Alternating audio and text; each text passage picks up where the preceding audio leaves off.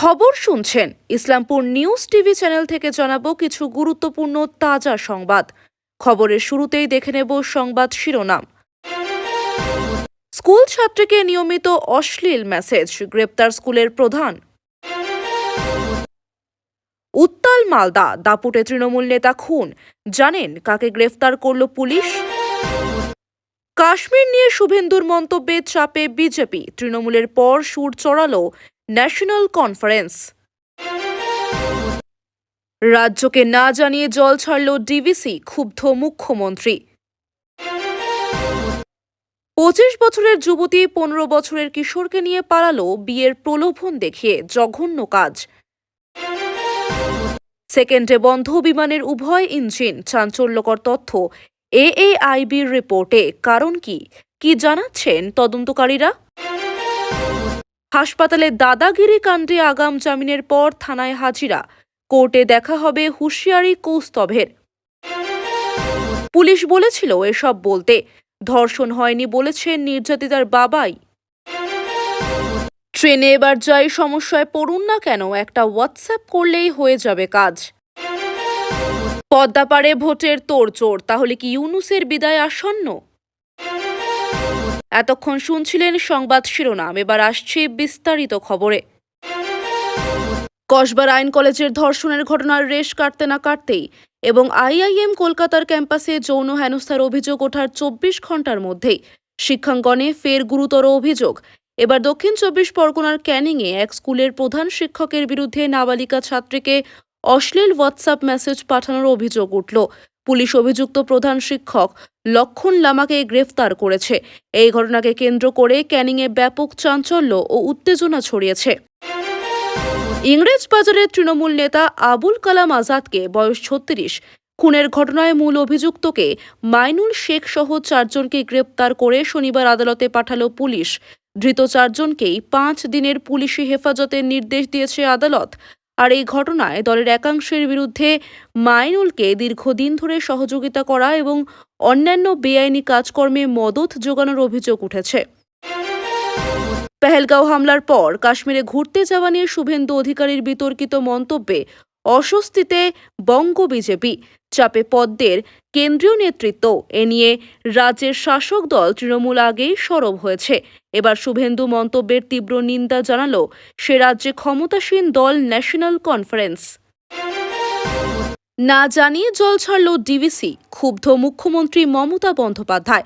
শুক্রবার থেকে প্রায় 56,000 কিউসেক ডিভিসি জলধারগুলি থেকে জল ছাড়া হয়েছে। রাজ্যকে আগে না জানিয়েই জল ছাড়া হয়েছে ডিভিসির তরফে। সেচ দফতরের সচিবকে এর প্রতিবাদ জানানোর নির্দেশ মুখ্য সচিবের বলেই নবান্ন সূত্রে খবর।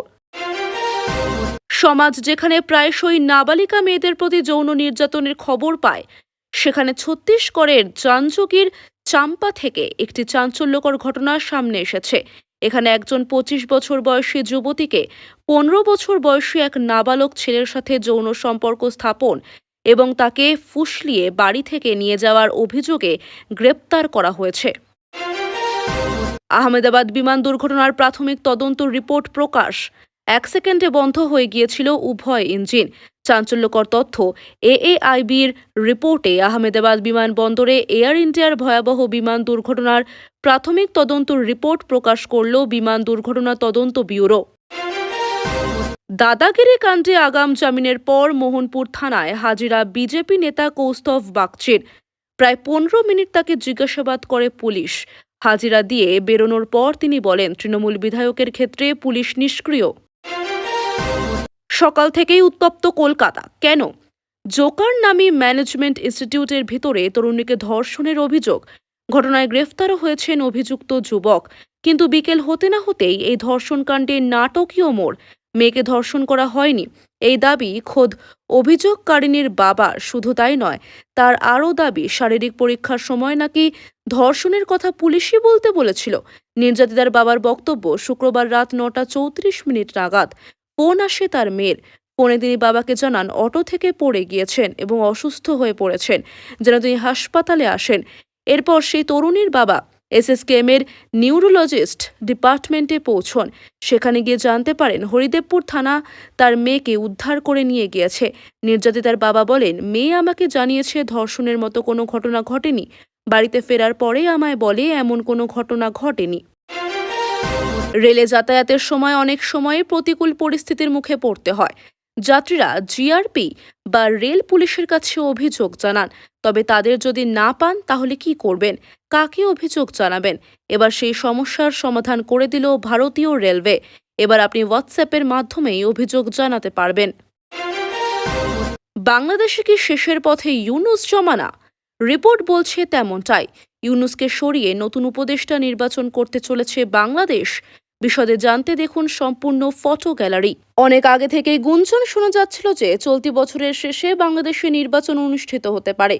তারই মধ্যে প্রকাশ্যে এলো আরও এক চাঞ্চল্যকর তথ্য। বাংলাদেশের বিভিন্ন সংবাদ মাধ্যম সূত্রে খবর, অন্তর্বর্তী সরকার দিয়ে আর দেশ চালানো নয়, বাংলাদেশে এবার নির্বাচন চাইছে বিএনপি জামায়াত। তাহলে কি ইউনূসের সময়সীমা শেষ? যদিও সেই বিষয়ে এখনো কোনো স্পষ্ট বার্তা পাওয়া যায়নি।